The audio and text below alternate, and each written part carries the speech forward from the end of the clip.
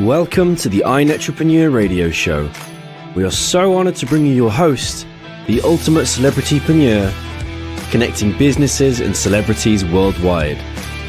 Winner of the Networking Organization of the Year, best-selling author, magazine publisher, trainer, and owner and founder of Network Together and the iNetrepreneur Media Network from magazines, TV, and radio network. We're excited to bring you your host, Mr. Robert W. Jones. Hello, everyone. Oh my goodness. We are like heading towards halfway through February. Heck, I was just getting used to January. We're already halfway through February. Can you believe it?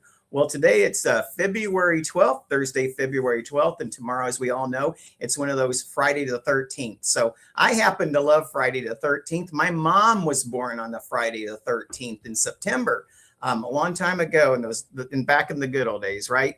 But Friday the 13th is a wonderful day for me. And I hope tomorrow is just as wonderful as it is for today, the 12th of February, this wonderful Thursday.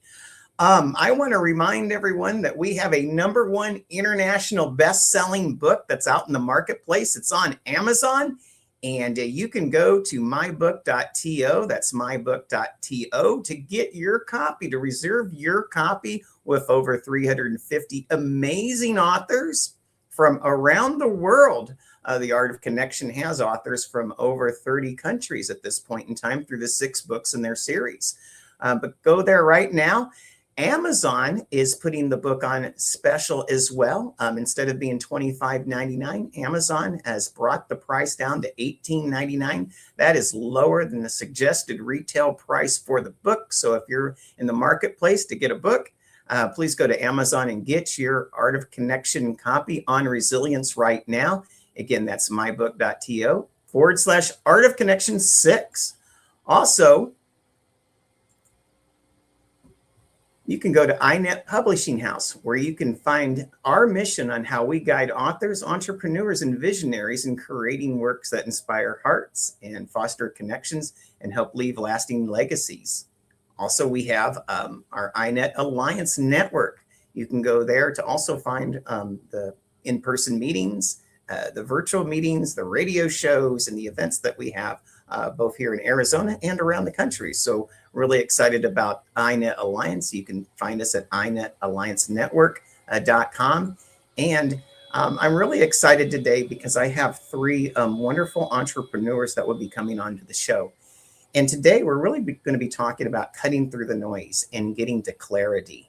And the first person that I'm bringing here today is, I've had her, I talked with her before on the iNet Connect, and I'm really excited to have her on the show today. And her name is Annette Rugolo. And Annette, so excited to have you on the stage today with me. How are you?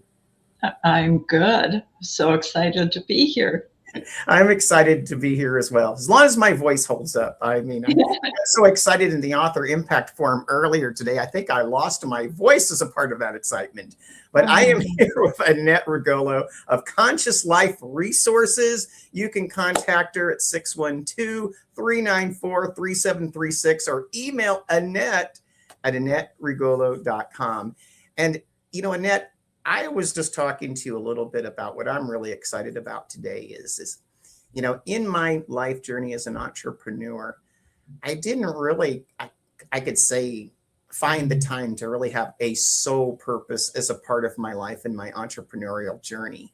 And one of the things I'm really interested in talking to you about is, you know, why as a business owner or entrepreneur, you know, would I even care, or why would I even think about finding my sole purpose as an entrepreneur or business owner? And quite frankly, how would it even help me?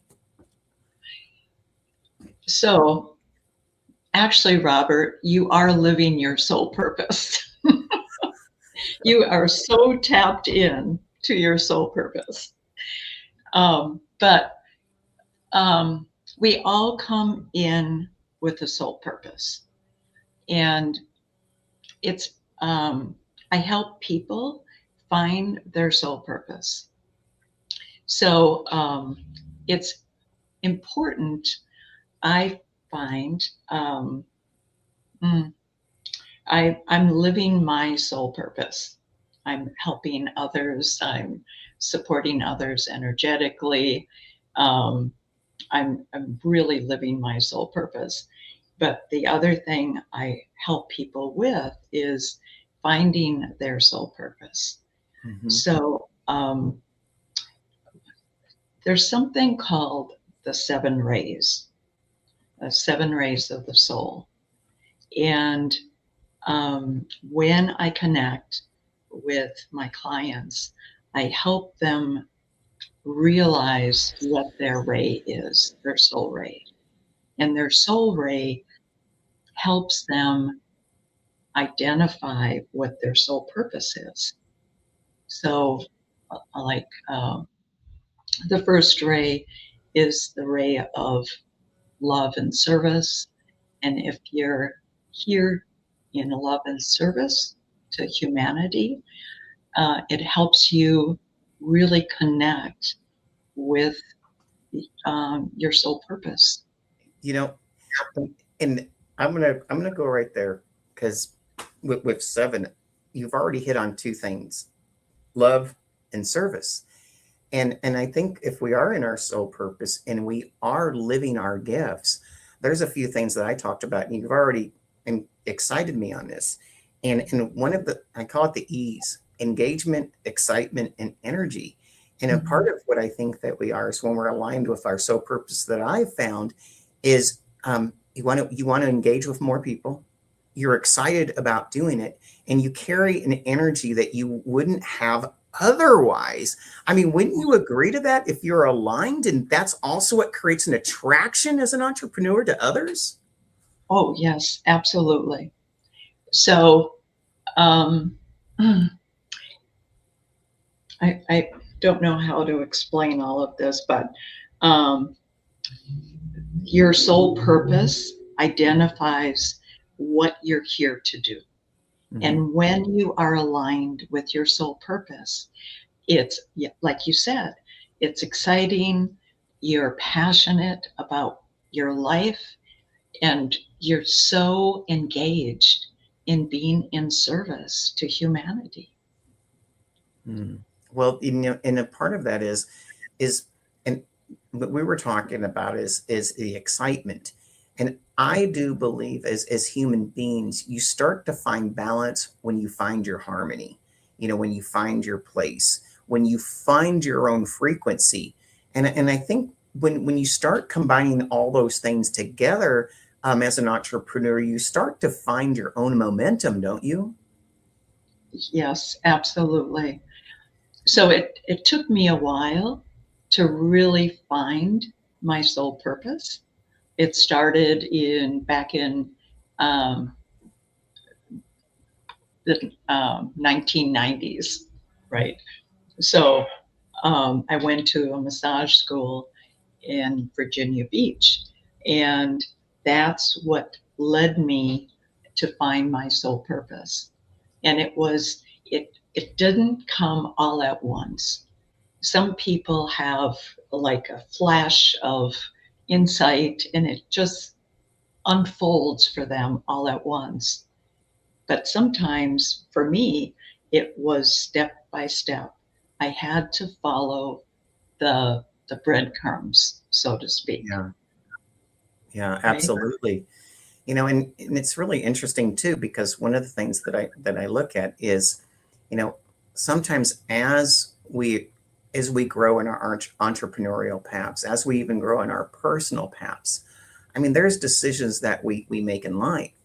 And I think one of Mhm. the things is, and maybe sometimes it's more, this is a man thing. I don't know. Maybe it's just a person thing. But sometimes, as we grow into knowledge and relying on others, and we start abdicating a lot of what our original talents are, sometimes we start to lose confidence in our own intuition. And I see that a lot of times, especially for some people who are living in later life. And one of the themes of today is, along with finding your soul, it's also creating your own authenticity, or even knowing to identify what something your authentic self looks like. And I think that that's something that else that you do is you help bring confidence back to the entrepreneur so they can do the great things that they were meant to do. Yes, absolutely. So authenticity is when we're authentic with ourselves, we're showing up in a bigger way. Mm-hmm. And I always like being speaking from my heart, teaching from my heart. Mm. And when we're in our heart space, we're in the flow. We're connecting with other people at their heart, and it makes it real. It makes it, like you said, authentic. Mm. And something else that I think that we don't talk about, and you actually have it in the name of your business, and that's conscious. One of the things that I don't hear enough about in this day and age, it's out there, but we really don't talk about like conscious we talk about awareness, which we don't necessarily talk about conscious. And there are subtle differences. There are subtle nuances between the two, isn't there? Yes, yes. We are all here to expand our consciousness. We are all here to expand our light. So, so there's a lot of people I'm seeing right now. There's a great awakening on this planet right now. Mm-hmm. And I love to see this because so many people are looking for answers. They're really connecting, clearing their old patterns, programs, karmic energies, and their intent is to expand their consciousness. Yeah. And I love to see this. Well, and I also think that we're starting to get more in touch with our environments as well. You know, you know how our home is viewed, how our office is situated, how we are in our car. And I saw a reel, and I know you know this lady very well, Marie Diamond. And she was talking about how we talk about our environment and our space, and how, in a way, we're cleansing all these spaces out. But so much of the time, many of us spend a lot of time in our car, but we're not also cleansing that space. Wouldn't you agree, if we actually took concentrated effort in cleansing our automobile space, we will also be healing some energy as well, won't we? Oh, absolutely. So there are places on the earth that I've, I'm sure you've all gone to some of these places. They're positive vortexes. They're high vibrational energy, like Sedona, Stonehenge, Avery, Machu Picchu. Um, there's so many beautiful places on earth that will uplift us when we visit. So I'm a Dowser, and I love bringing the energy of people's homes and offices to that same level. Mhm. So I've had people go to these places and come back home, and they feel so vibrant, so alive in when they visit these places, and they come back home, and it's like it just brings them back down into a lower vibration. So I create enlightened homes for my clients, and I love cleansing spaces, land, uplifting the energy of homes and offices. Hmm. That's part of what I do. It's so interesting that you say that, because one of the things that I found as well is, in our area, I have a really good friend, and she will come in and cleanse our house. And even though my wife has the ability to cleanse our home, in a way, it's almost like having a different lens. Sometimes others can see things that you can't see because you're actually in them. And one of the things that we've also have been finding out is not only can you do that with your business, not only can you do that with your home, we're starting to find that there's an actual cleansing and energy shift when we do it before we have our big events. And Yes. so it's not just it's not just for breakfast anymore, right? I mean, we're talking. It's at home, it's at office, and it's even cleaning out what is residual and or left over to bring in shine light and energy and a willingness to engage and connect, because and it's something, because you can walk into an environment and there is a before and after, and sometimes you're not able to describe it, but it's there. Talk a little bit about this. Is that truly happening, or is that just my mind playing tricks on me? No, it's not your mind playing tricks. Before I took my first dowsing class in 2005, I would always think it was me. I would walk into a room and I felt the energy of anger. If there was something, an argument happening, before I walked in, I could feel that. And I always thought it was me that was creating that energy. And after I took the dowsing class, I found out it wasn't me. So it's, I love the dowsing technique. And I'm testimonying that right now. And believe me, I served in the United States Marine Corps, furthest thing from ever embracing what you're talking about now. But let's just say I've lived a few years and now I've learned a few things and how powerful it is. Everyone, I am with Annette. Oh, so wonderful to have you here, Annette. She's with Conscious Life Resources. You can contact her at 612-394-3736 or email her at annette@annetterugolo.com. Again, this is Annette Rugolo of Conscious Life Resources. You can contact her at 612-394-3736. Annette, thank you so much for being with us today and really talking about some things that I truly believe that's matter.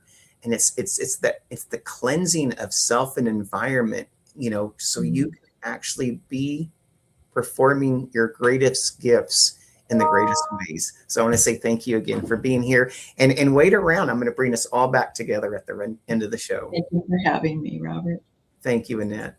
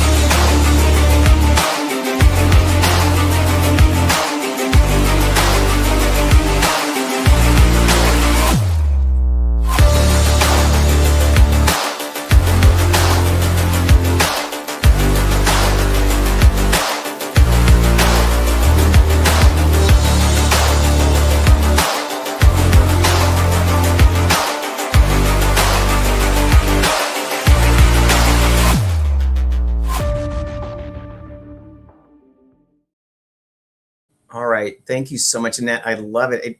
And what's so amazing is the calm strength of energy that you provide. And I am just being doused in that right now. So again, thank you so much.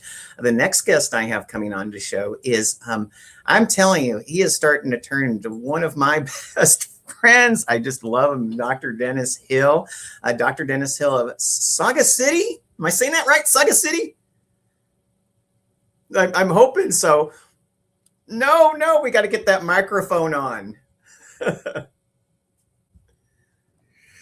we go. How's that? Is that better? Yes, absolutely. Oh, that's great. The Sagacity is the proper pronunciation. Okay. I get Sagacity. I get Sagacity. You know, and it's amazing for as many conversations we've had. I I've never heard the enunciation of your company name. That's And it really goes back to, it's just what I'm dousing myself is the character, your voice, and what you offer. And it's in such a personal and wonderful way. But let's say this again, Sagacity. Sagacity. Okay. I am with Dr. Dennis Hill of Sagacity LLC. You can contact him at 414-333-1184 or email him at dennis.hill.phd@gmail.com. So now you're going to be my Sagacity forever. That's great. You know, that's where they get the word sage from, and the adjective sagacious. So I'm trying to help expand the vocabulary of Generation Z. Oh, you know, we need to do that. So I'm going to be very, very open right in the first part of this segment. You have a saying that says, and I'm going to get it right, it's building bridges where others see silo. And the first time I heard that, I resonated it. The second time I heard that, I resonated. And the third time I heard that, I think I just amplified it and raised it another level. And I really love that, because one of my thoughts is let's embrace diversity, whatever diversity looks like, you know, and let's work towards a unity. And in a way, it's same difference. I see something in there that says to me, you know, what can we do to build where others may not even find solutions or even know to think of finding solutions? And many times, in what I've seen in my world, is they call them blind spots. And I think that's a part of what you do, because a lot of times, you know, we abdicate so much of this. And I talked about that with Annette earlier, is we abdicate so much of our, you know, our gifts to other things. But we also create certain silos. You know, speak to what it is that these silos look like, and how do they creep in? Because it's not all at once. They actually grow over time, don't they? They do, Robert, and that's a great point. Thanks for having me on the show, by the way. Thank you. I really enjoyed our developing friendship, especially with the book project, and I can't plug it enough, especially in our community, right? We have entrepreneurs, and these sorts of things are not necessarily taught in classes. In fact, having been a university professor, I'm amused by some of these curriculums that they're trying to grant degrees in these days, like a degree in entrepreneurship. I'm sorry, but there's a certain degree of wisdom that comes along with hard knocks and skinning your knees that you will be isolated from in a curriculum. So this is the idea, and it does dove into what we're talking about here. Silos. Life is compartmentalized enough. Dualism, starting with Greek philosophers all the way to this day, either or, mutually exclusive, all of these different terms tend to be magnified, amplified based on individual or corporate agendas, or government for that matter. I'll view government as just another corporate entity. So what that does is it brings people up kind of stuck in their own perspective of things, their own warping perspective of the world based on their own experiences. And so I was influenced decades ago by a man who was really quite adept. He was a polymath, much like myself. He had an agricultural degree, a PhD, started in research and development, became the president of the organization, served as the agriculture committee chair for a presidential candidate that did win office eventually, and served as undersecretary of state, and ran something called the Food for Peace program in the now somewhat defunct USAID department under Gerald Ford. And he used to refer to people's myopia. I don't think people are blind. I mean, we coined the phrase blind spots, but more like myopia. And he believed, and I adopted this in my own saying of lifelong learning is our greatest force for social progress. He referred to that process as grinding bigger lenses for ourselves. And to me, that's what we've tried to do in life. People will have lenses ground to the point where they usually finish their formal education. And that could be high school. Back in the day, it wasn't even that high. And today they're coming out of college. Unfortunately, where at least a quarter, if not a third of the curriculum is remedial education that they should have had when they were in high school. So how do we enable people to grind bigger lenses for themselves? We have to make them critical thinkers. We have to make them creative thinkers. And in doing so, they have to learn to connect the dots, interpolate, and extend those dots, extrapolate. And that's how you get a wider and wider lens and begin to see the bridges that really do exist between, quote, silos. Well, and see, here's other things that I see too. One bridge is another person's harm. And I think sometimes people are resistant to, a CEO. Let's say, I'm the owner and I've built an amazing organization. And sometimes my bridge actually, creates a place that I don't need certain staff anymore. I mean, isn't there resistance to bridges within organizations? I think, yeah, and I think that's just a subset of resistance to change in general. But we are living at a remarkable time, you and I. I'm a Jones generation person, and I love that term. Up until last year when I discovered it, I was boomer, and I didn't have much in common with boomers because I was at the tail end. I was born in 1960. I watched the Apollo astronauts land and walk on the moon.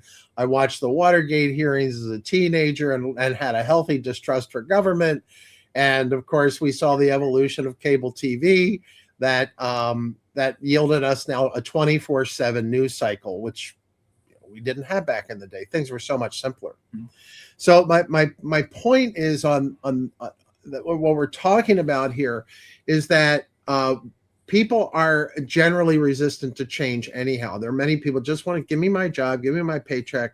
I'm going to go live my life with my family, my children, my friends, however I'm going to do that. And there's a silo right there, right, between our personal and our professional lives. So let the two never cross over.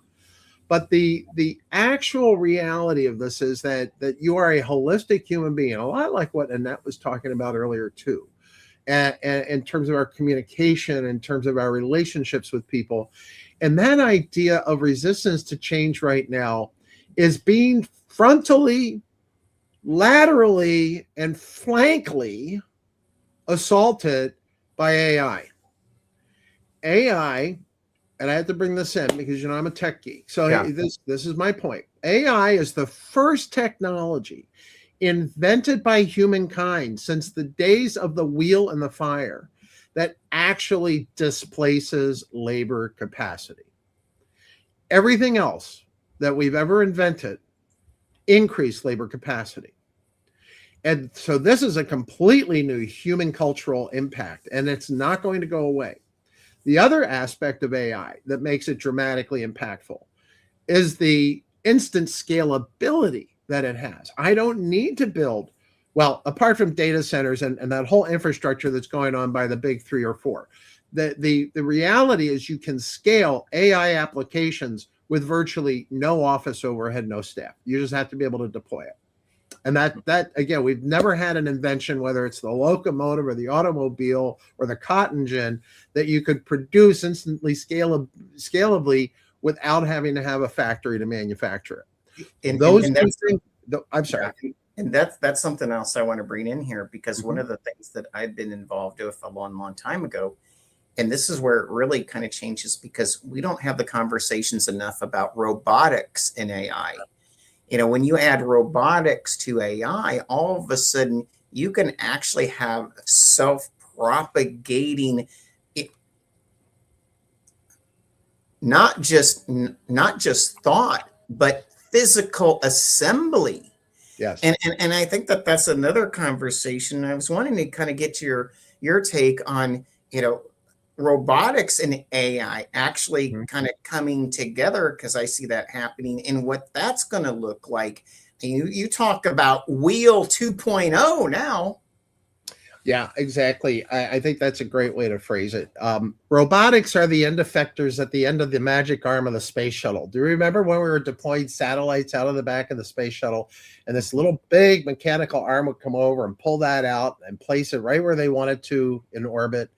There was absolutely no human intervention needed apart from manning the joysticks. Now, with robotics being autonomous, under its own control of its software and systems, we don't even really need to man the kinds of equipment that are going to do that. Look at the chopstick capture system that Musk has at SpaceX for the return of the fuselages.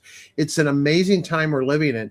And what robotics represents, and I talk more broadly about Web3 and the evolution of where things are headed.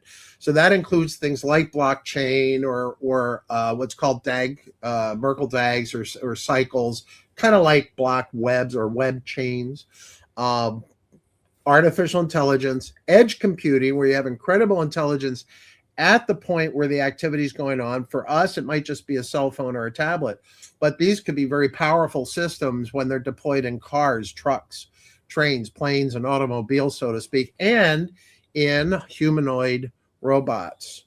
So, but the robotic revolution still needs maintenance because they're mechanical and they're going to break down. That's part of the thing. So that will create jobs.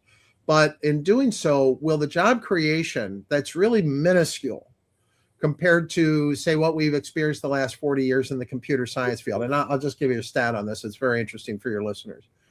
The leading unemployed field today at 13.5% unemployment is computer science and computer engineering graduates. Number one field of unemployment, because they're prepared to work in the past.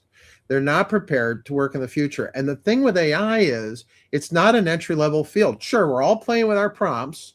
We're all experimenting with Claude and the different tools that are coming out for ChatGPT and these animation programs. It's very exciting.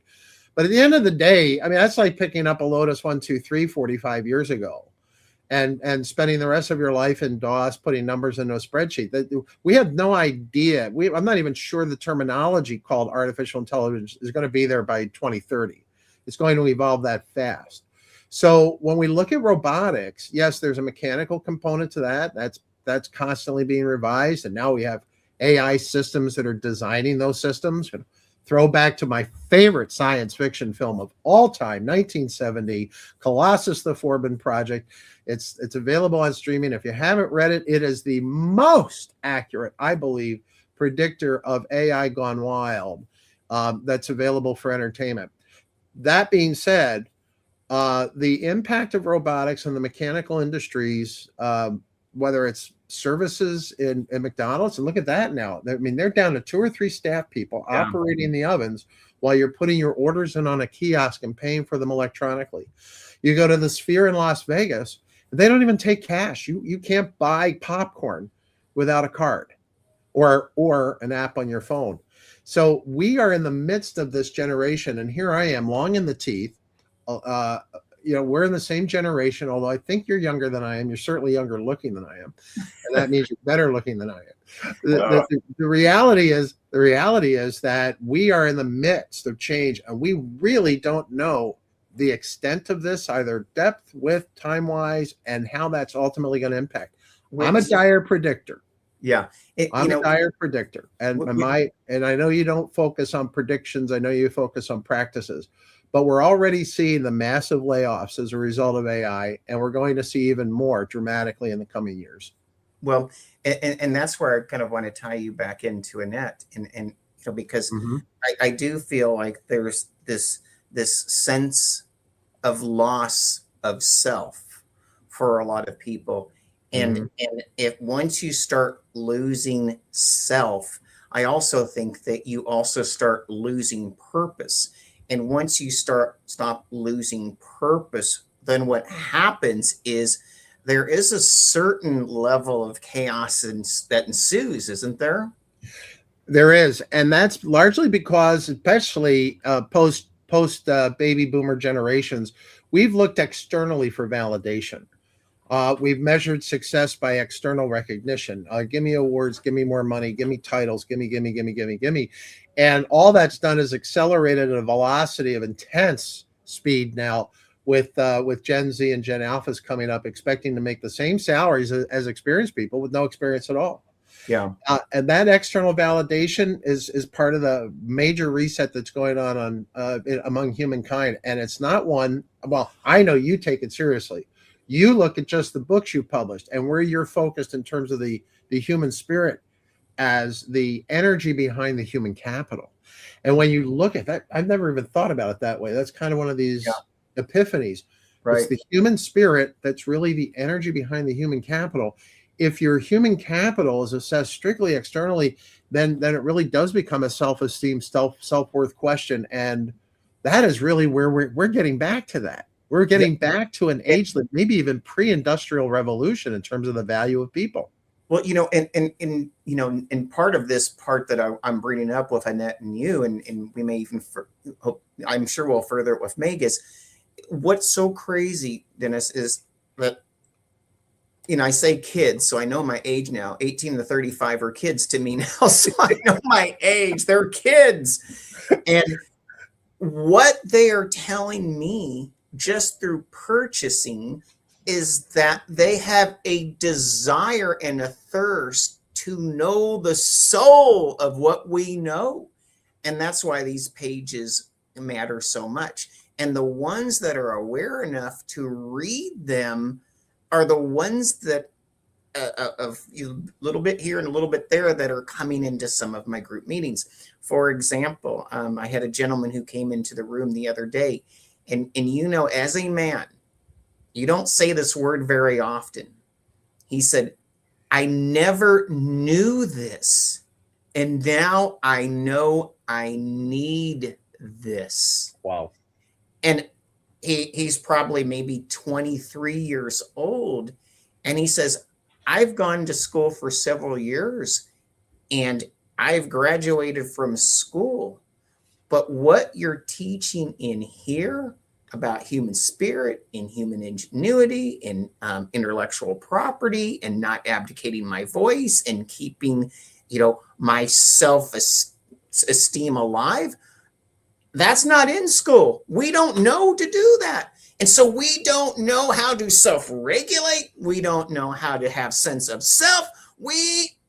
Everything that's based in our lives is someone or something somewhere else is telling me who I should be or who I am, because I don't know how to create or build myself. And I'm just like going, wow. That's what's happening. It is. And their tool set is on a very shorter clock than ours. Yeah. One of the interesting stats that came out of a senatorial commission hearing in the last month about Gen Z versus Gen X, and I'm not quite sure why they didn't compare it with Gen Y, but this is what they did, was that the attention span of a Gen Xer is about 24 seconds. But among Gen Z, it's down to 8 seconds. So when we were raised on more what I call them adverts, remember Max Headroom when that show came out years ago? You'd have these adverts. These were split second type advertisements, almost subliminal messages to you, projecting the idea of the short attention span and trying to capture people for commercial purposes. That's what you now really have manifesting in an 8 second. I mean, the elevator pitches used to be 12 seconds or longer. That's not even going to keep the attention of the Gen Zers. And yet it's going to be the difference between using a calculator and a slide rule.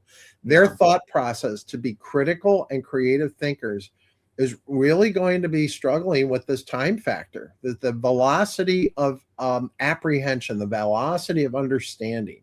You talked earlier about harmony and frequency along with Annette, and the word and momentum. And the word that comes to mind for me, and I've used it over and over again, is cadence. That cadence is really, a melodic, harmonious frequency of ebbing and flowing in our relationships with people and the things that we're working on. Purpose. I mean, you lock me up and throw away the key if I can't have purpose. Check me into the Jack Kevorkian clinic tomorrow. because there's no, wars used to be because of food, freedom, and sex. Armies would cross borders for food, freedom, and sex. And they're like, well, what do you mean sex? Well, just the Helen of Troy. Okay. Just go back to your history. Today, people want the food, the freedom, and purpose. Without purpose, they do not have a life. And the thing is, I couldn't agree with that anymore. We are say that again 10 times. I know we're bombarded by information. It's just ridiculous how much information and clutter, like you talked about, the noise. How do you get through that? And and one of the things I look at, and this is where it comes to abdicating. A lot of our what could be our thoughts are now being abdicated into AI. And every time you abdicate the thoughts that should be central to you to AI, you also are abdicating a sense of purpose. That's what I'm seeing. Yes. And the more that we do that, I'm also seeing it's also leading to something that I think is going to be something chronic, and no one's really really talked about it, is decisiveness. Being able to decide things in the moment when that moment arises. So if there's a tragedy, or if there's an opportunity, or if there's these things in real time, people between people, what are we going to do? Turn our back, ask AI, then turn again and give an answer? That is something I'm also seeing. People are afraid to be decisive because they need what? They've created a bubble wrap around them, and they need the affirmation from something or from external, something or somewhere else. Yes. Am I not right? You're absolutely right. It's that external validation that they're seeking constantly. We have an obligation as the wiser generation to help people understand that abdication is being too willingly done on a daily basis. And we need to turn them into advocations. We need them to advocate more for their ideas, for themselves, and in a positive and respectful and responsible. I mean, I'm a big AI responsibility guy, right? We shouldn't be just using tech for tech's sake. We're not empowering this generation or these subsequent generations to be responsible when we say, well, that's okay. Say whatever you want. It really doesn't matter. You've got immunity if you're on the dais and you say absolute lies about the other political party. I mean, it's just absolutely wrong. And the morality of society will be adjusted, but the problem is it will be a very disruptive experience, just like AI is going to disrupt everything in the economy. So when I come in, so everyone, I'm with Dr. Dennis Hill of now I've already found Sagacity. Yes. Yes, LLC. You can contact him at 414-333-1184. Again, that's 444-333-1184. Email him at dennis.hill.phd@gmail.com. Amazing constructive information that we have here. And I'm really interested because with all this push and with all this abdication, I believe that finding a soul purpose and creating an authentic pathway to, so to speak, is worth more now than it ever has been before, because there is so much that's tearing like the very soul of who we are out of us, and it's not putting it into us. And so we're going to have some more conversation on another show on this. But Dr. Dennis, I want to thank you so much for being here on this show with us. I want you to come back, and I'm going to bring everyone, and then we're going to huddle at the end. But right now I'm going to go to a commercial break, and then I'm going to get back Meg Johnson-Haw. Thank you so much. Thank you, Robert. My pleasure. Thank you very much. Absolutely.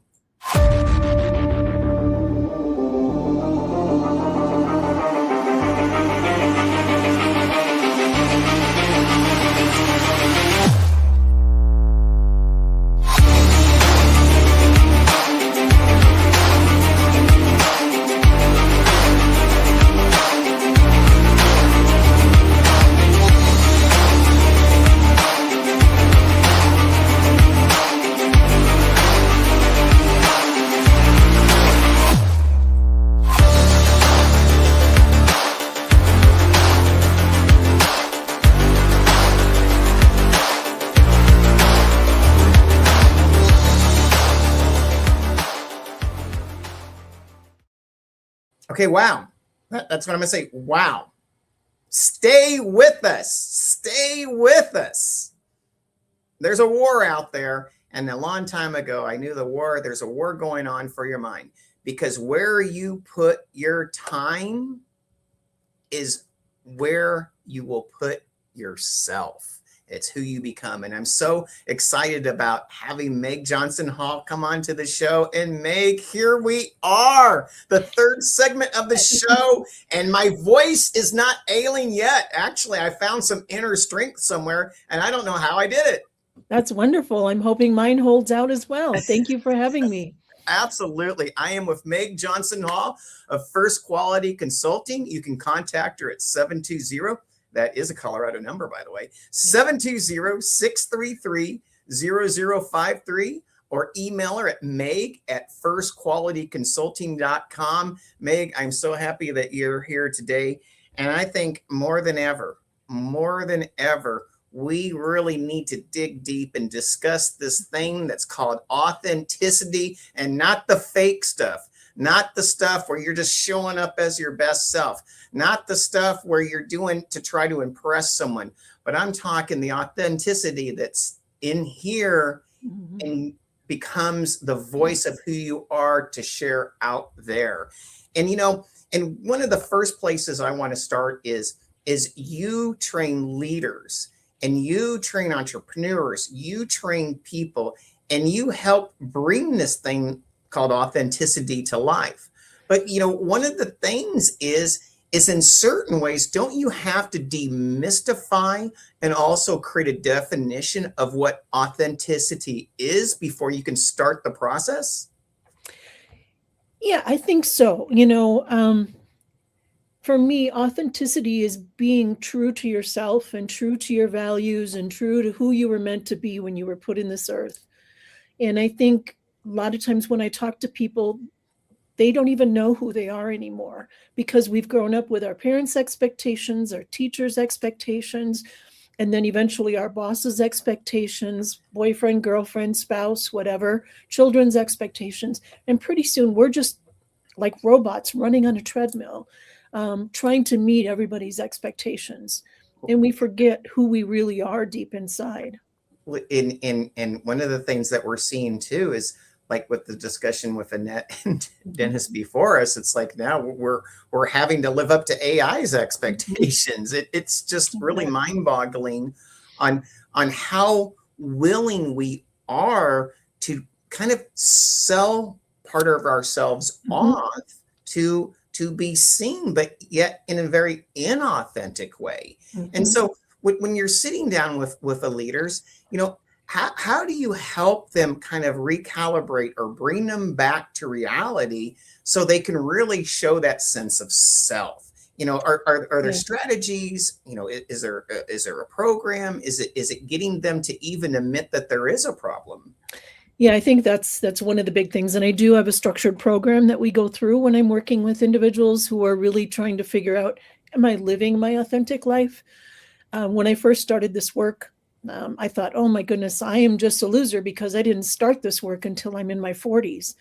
But as I've continued on and done more research, that's pretty common. I've met with many women who are in their 50s and 60s before they started this authentic journey. And so our first part is to really, first of all, just let go of everything in the world around you. So everyone's expectations, we move your locus of control from being external. So everybody around you and all the societal norms are defining who you are, to really changing that to an internal locus of control. And so in order to do that, we have to find out who you really are deep inside. What are your values? What's most important to you? And I loved when Annette was talking about, what your sole purpose is, because that's exactly a part of it, is what were you meant to do in this world? And so we start with that, and then we talk about the values, and then we move on to really kind of auditing your life. I've had people who say, well, yeah, most of my life I spend, aligned with my values. And then when we do the actual audit, it ends up about 15 to 20% of their lives are in alignment with their values. And so then it's making small changes to kind of move, number one, that external locus of control. And number two, making small changes to align your life more and more in align with who you are and what you value the most. Yeah, I really feel like it really is important sometimes, not all the time, but sometimes. You said something, and I've heard you talk before, and you said this word called positioning. And sometimes we hear that word, and I don't think we really set in it and understand what positioning looks like. And I think if we really look at our life, and especially as we look at our authentic self, it doesn't mean that authentic self means it's totally black and white. Right. You're much broader. We're much bigger. We expand, and amplify in every direction. But one of the things that I think that people also need to understand when it comes to authenticity is, what is positioning, and how can leaders, how can parents, how can even kids understand positioning so they can lead a more authentic life without feeling like an imposter? Because I think that's the other thing that we see out there. Yeah, I agree. The imposter syndrome is pretty common. And it's interesting, when I first really started my authenticity journey, I was working in hospice and palliative care. And some of the most honest people you will ever meet are people that know the end is coming for them. And so it really woke me up to say, listening to their regrets, what they wish they would have, how they would have positioned themselves in life differently, how they would have positioned themselves in their family differently and in their career. It really gave me so much food for thought and so much insight into, how am I positioning myself? How am I living my life? Am I finding joy? And so I attribute that experience, 7 years of working with people who were, near end of life, to really enhancing my awareness that I was too not living my authentic self. That brings out something I'm kind of going through right now in small ways. The end is coming.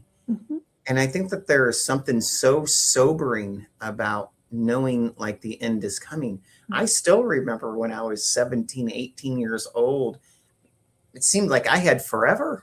I had already lived, let's say 17, 18 years. To me, it seemed like, 60, I'm never going to be 60 years old. And then all of a sudden you go like, oh my gosh, here I am. I can barely remember what 17 was like. But you're right. But here we are. And I think that, like when I'm thinking about my life, I don't think there's anything that brings about reality more, maybe there are other things, but than death, or sometimes even the pain that may come with it. And so when you are in hospice, I know that there was a lot of value in being with people who have lived their lives, some successful, some not successful, and probably a whole bunch of people in between.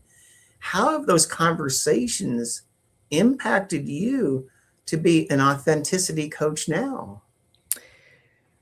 So it was interesting working in hospice. I would have patients that were just struggling so much towards the end of life. And those were people that had held everything in to themselves. And they had lived a life that they didn't necessarily could be at terms with, could be comfortable with. And so we would work through that, as we worked with them in hospice, and be able to help them express that and make their amends and do those things. And sometimes these were the most successful people who had lived their life for their career. They'd spent 70, 80, 90 hours a week at their job. And meanwhile, they didn't really even know their children, or maybe they'd kind of lost touch with their spouse. And so to me, that was a wake-up call. And made me really want to work with other people so that they're not waiting until they're, 6 months away from the end of their life before they're realizing, what, I wish I would have done some things differently. I wished I would have played with my kids more. I wished I would have been involved in spirituality more, whatever it is. Yeah. Spend more time, quality time with my spouse, traveling and exploring. And so that was really what inspired me. And then I started talking to a bunch of men and women that were in their 50s and 60s and 70s. And most of them said, it wasn't until my 50s or 60s that I really thought about this. So my desire is if I can talk to people earlier in their 30s and 40s and help them get this awareness and this consciousness about, let's lead from within instead of leading from without, from outside.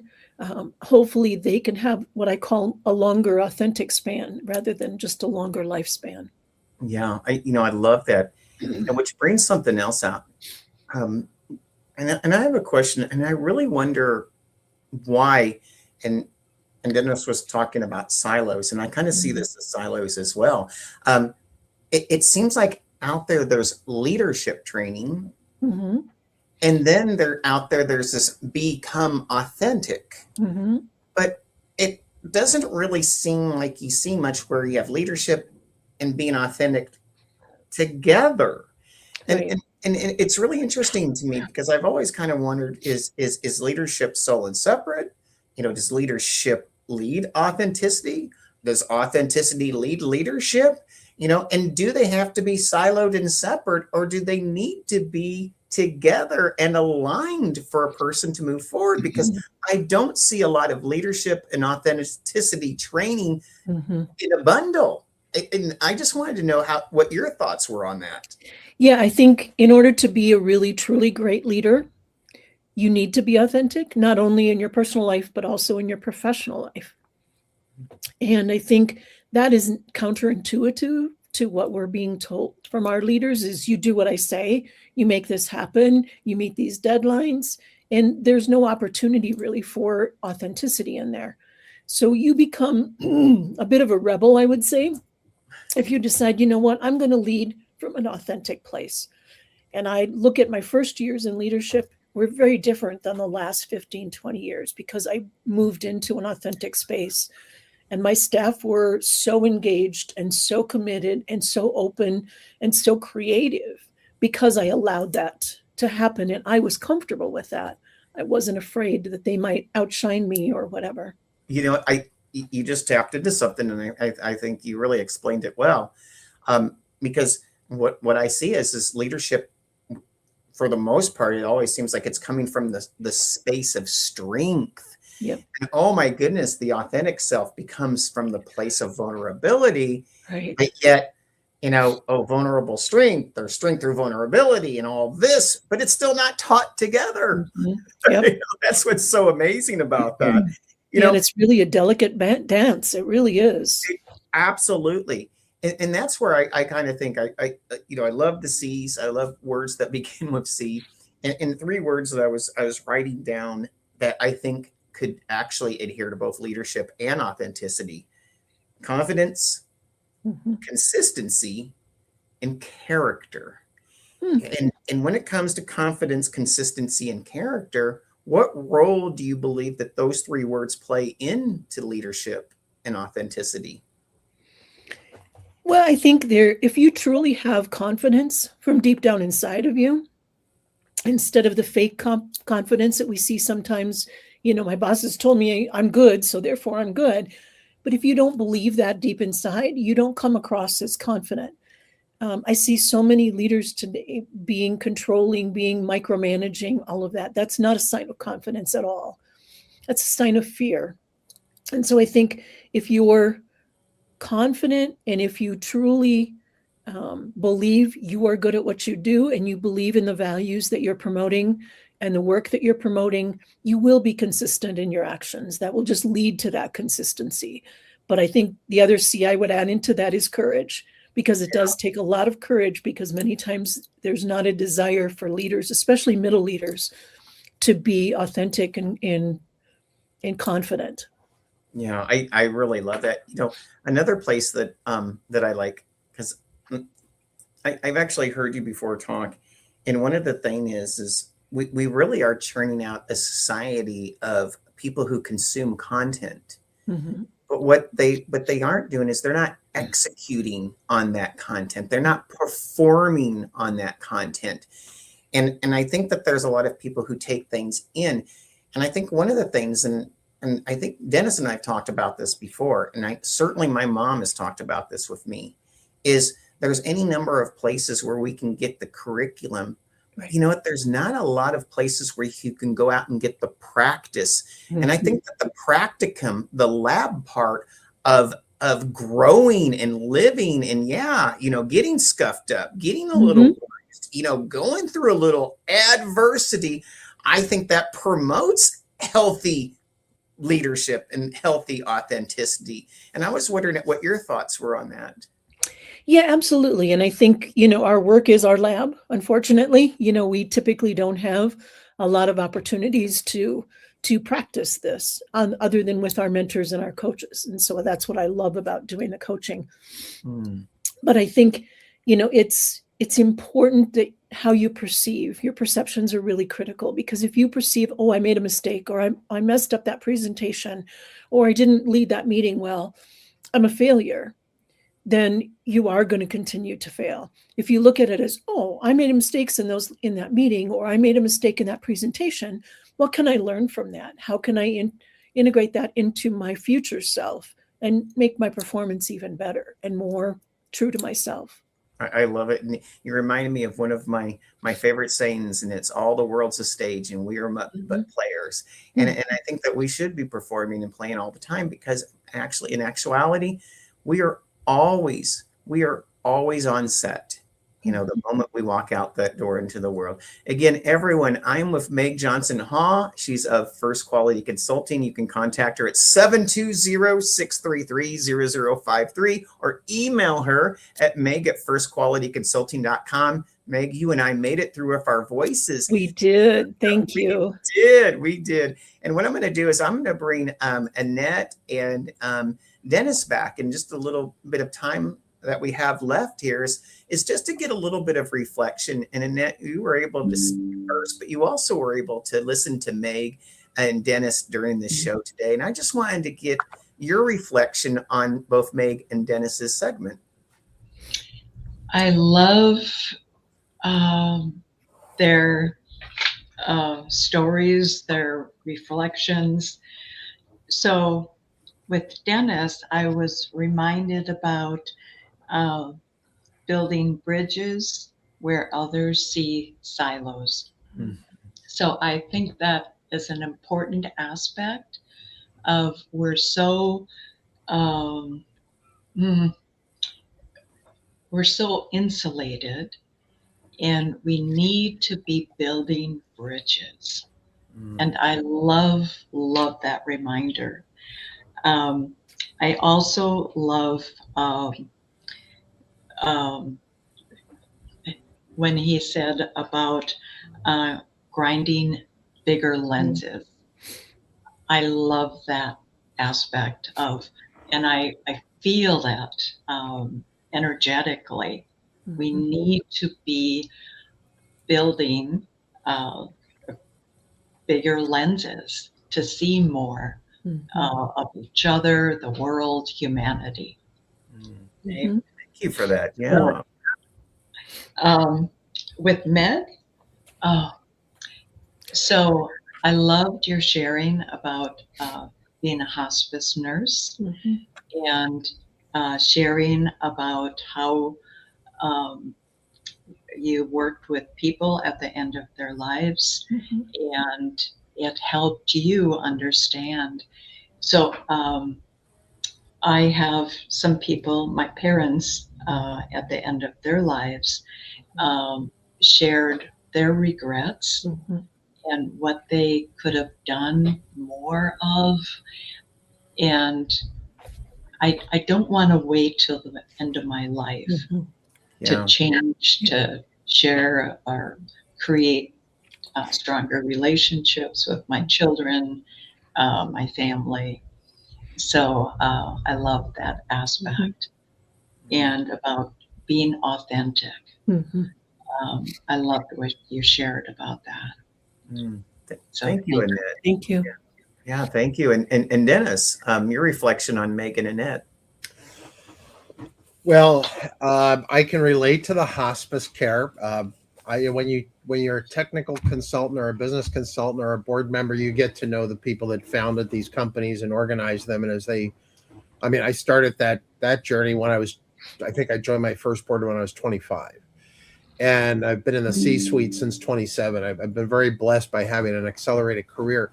So as people grew older and I grew with them, the advisory role, because of the nature of the relationship itself, took on different angles, such as looking at the trust and wills. I mean, it's the reason why I went to law school at 56, graduated at 58, because I wanted to legitimize all this advice I was giving people, and all it was shooting from the hip for the most part. But Meg is absolutely spot on when she talks about the honesty, the authenticity of people at the end of their lives. And as I was discussing with one of my friends who's 94 years old, just published a book by him on the Song of Solomon, which, by the way, in the Christian tradition, most young pastors do not teach the book of the Song of Solomon because it's quite intense, sexually speaking. And it's interesting that the history shows that the people who have done commentaries on it usually do it at the end of their lives. They're all almost old men that have commented on it. So he did one, and I was just at his place last night with another friend. We were talking to him. There's no reason to think he's going to turn over into the grave tomorrow. But we did talk about the fact that as they get older, Meg, I want you to confirm or deny this. See if this is your empirical experience. As people get older, there's a threshold that they hit where they're no longer, I would say, self-controlled. I don't want to call it that way, but the restraint, the putting on the airs, they almost seem to regress back to maybe when they were 14 or 15 years old, when they were completely unrestrained from those moral guidelines. Did you see that or as well? And I don't mean to turn this into a Q&A, Bob, Robert. Yeah, no, I did see that to some degree. I mean, and I've had people say, at about this age, whatever age that was, or when I found this out, I decided I don't care anymore. Yeah. I'm just going to say what I feel. I'm going to do what I feel. And I'm just going to be myself for the whole world, whether they like it or not. Right. Yeah. The restraints are off, those self-imposed restraints. And Annette, I enjoyed I'm glad you were the first segment, because it was, as I mentioned to Robert during our conversation, that idea of balance and harmony, when we were all going through this work-life balance exercise and with COVID. A few bumps there with the work going on in our community here. Right. Yes. All I've tried to do is I rephrase that in a couple of articles that I co-wrote with my sister, who at the time was on the faculty of Columbia.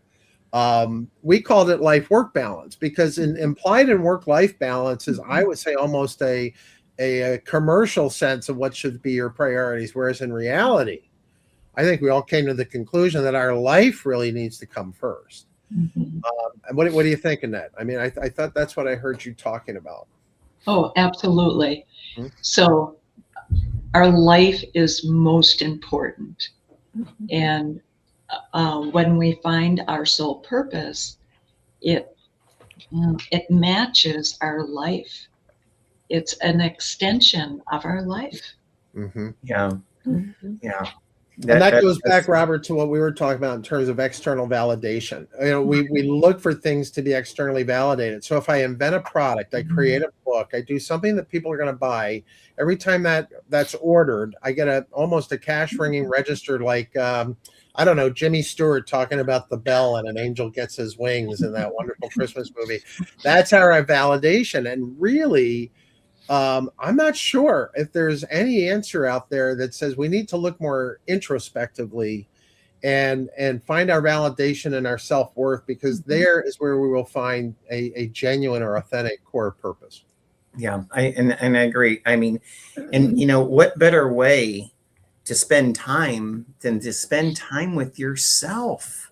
And that's something that's been taken from us, not through force, but through our own will. And so that's what's so interesting to me. And Meg, your thoughts on Annette and Dennis?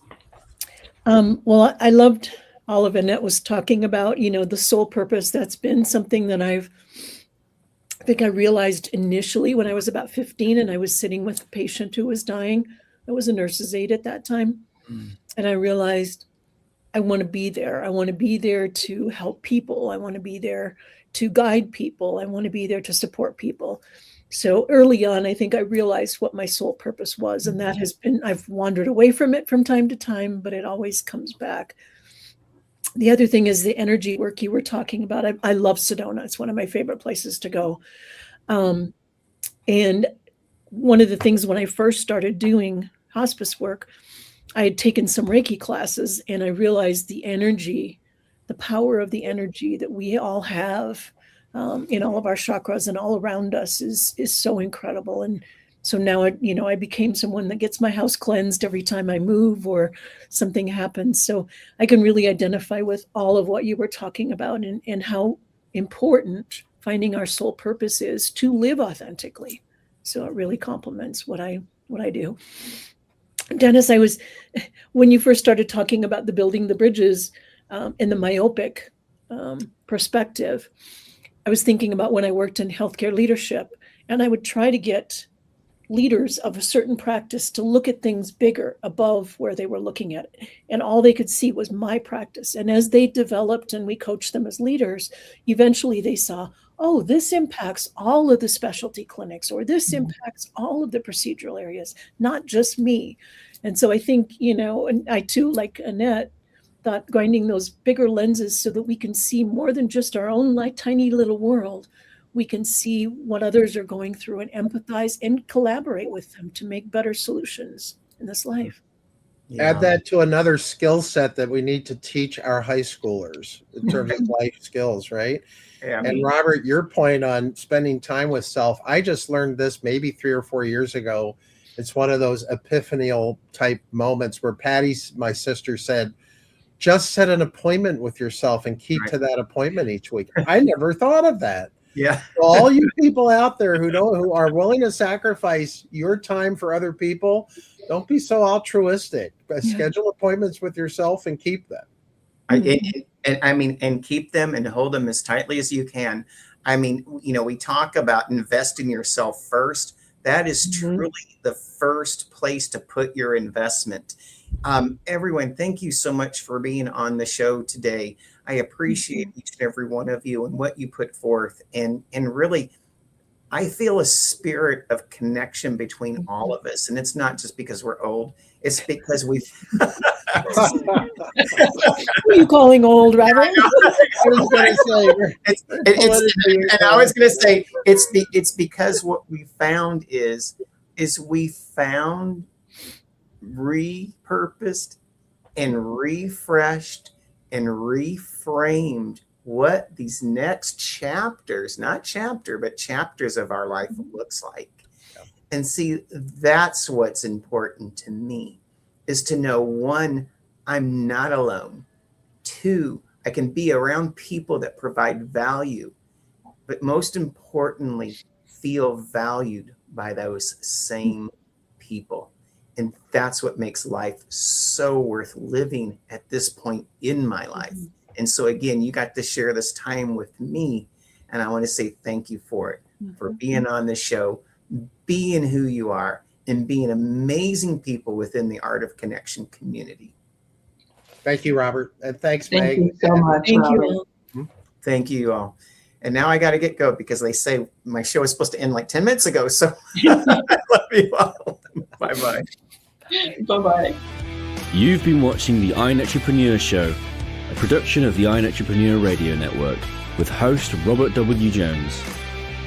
Join Robert each week as he visits with new and exciting guests who inspire, teach, and mentor entrepreneurs worldwide. Follow Robert each Thursday at 1:30 p.m. Pacific, 4:30 p.m. Eastern, and 8:30 p.m. Greenwich Mean Time.